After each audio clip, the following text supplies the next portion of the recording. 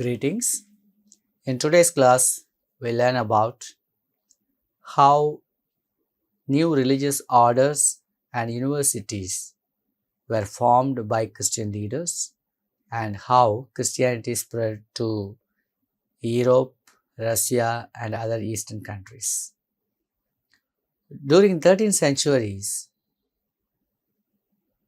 during the 13th century, monasticism continued to evolve a new form through the emergence of religious orders, mendicant orders, that represented a different type of religious life, integrating monastic life with the pastoral ministry.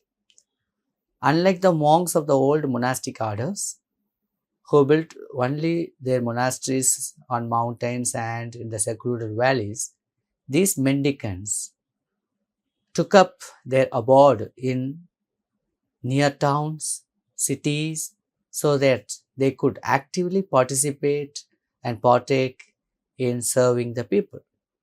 At a time when a good portion of the clergy were engrossed in wealth and enjoyment of life, and when dangerous heresies were spreading fast and creating confusion among people, these mendicant orders, by leading a simple, committed life, according to the demands of the good news that is presented in the Gospels, became the agents for the reforms within the church.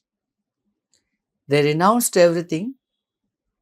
They survived on the alms given by the people, and they did their ministry in preaching and serving the community. And with admirable zeal, they dedicated their life for the cause of ordinary people.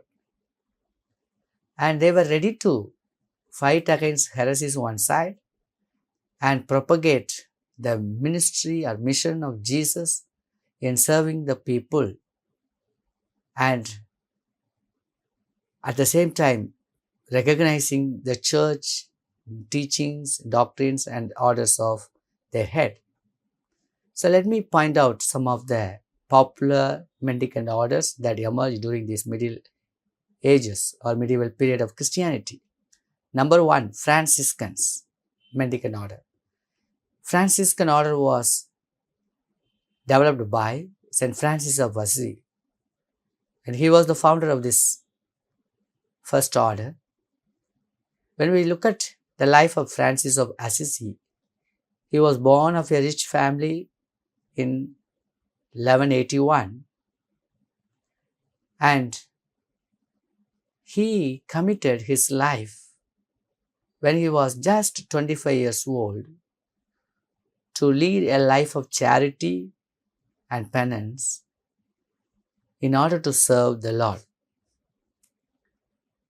And he was very much involved in serving the people, and as he served, he also wanted his followers to serve the ordinary people. So he founded this organization, and they dedicated their lives not only awakening spiritually the Europe, but also the mission work through education, through service for the poor. They spread Christian faith in Europe. Then another mendicant order was Dominicians or Dominicans. This was developed by Saint Dominic. He was from Spain.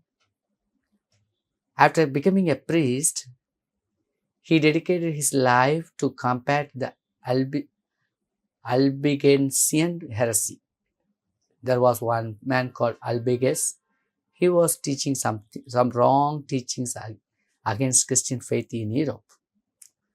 So he rejected that wrong teachings and condemned. Why?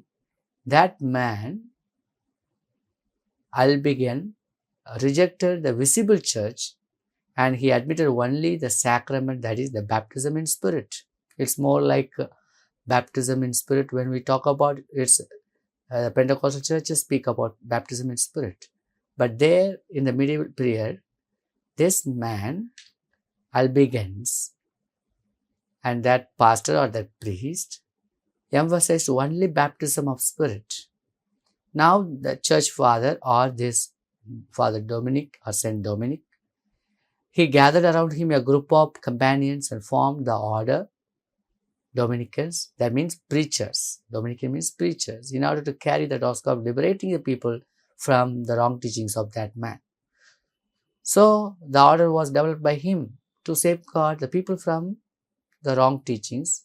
So that's how in Europe Christian faith was spread by Dominicans. Then that another group formed with the name Carmelites. The foundation of the term or this order Carmelites took place at the Crusader betrothal of Calabaria in 1150 at Mount Carmel, and they led a life like more of hermit-like. And the patriarch Albert from Jerusalem gave them contemplative rule, and Pope also accepted. And these Carmelites priests or monks, they also moved to different parts of the Europe and opened their monasteries and spread Christian faith. Now we spelled out three mendicant orders: Franciscans, Dominicans, and Carmelites. All of them concentrated their ministry in spreading Christianity in Europe. During this time, the other monasteries, which were engaging self-torturing practices or austeric, ascetic, severe practices, claimed that they were the Christian true spiritual practices by those monastic orders, now changed their mind into engaging the priests who were there to copy the Bible, copy the manuscripts of the scripture and write commentary, and in the course of time they became universities. So all old or the ancient monasteries were now converted into universities. For example, universities such as Paris, University of Paris, University of Bologna, University of Oxford, are some important universities that were originally Christian monasteries.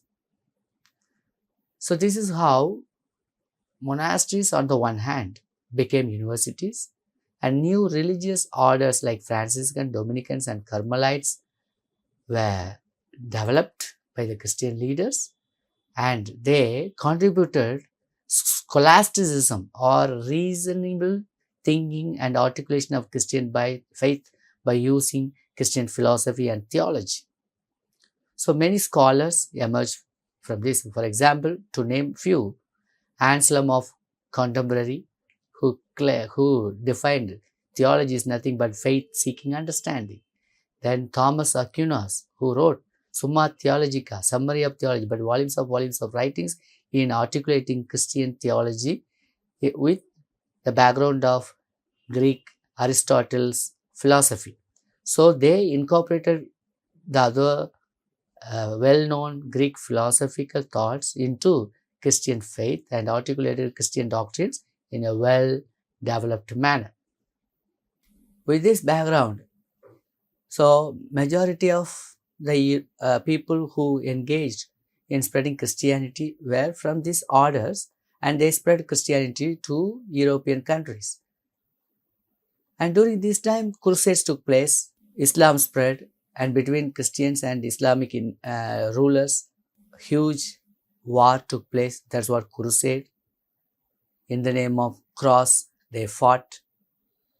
And Christianity also spread in the countries of Islamic faith, and gospel entered into other countries such as North Africa and other countries. There was one missionary who is notable, Raymond Lull.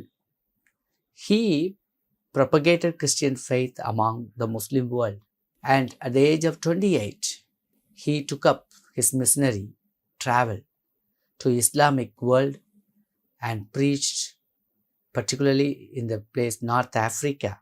and Italy and Genoa, and those are the countries where Islamic faith was strong. But he became missionary and spread Christian faith in those areas. And some people, like the father of Marco Polo, Kublai Khan, and other church leaders, tried their level best to spread Christianity in China. But one missionary which we should note down, missionary Patrick, he spread Christianity to Ireland, and through him, the Western Europe accepted Christian faith. And there were many missionaries went to the other part like China, North Africa, and other countries, and they became very powerful, articulated Christian faith systematically, theologically. So some of the people like Peter, Abelard, Anselm, Thomas Aquinas, Innocent III, they were the powerful people who were Christian propagators in these European and Eastern countries. Thank you.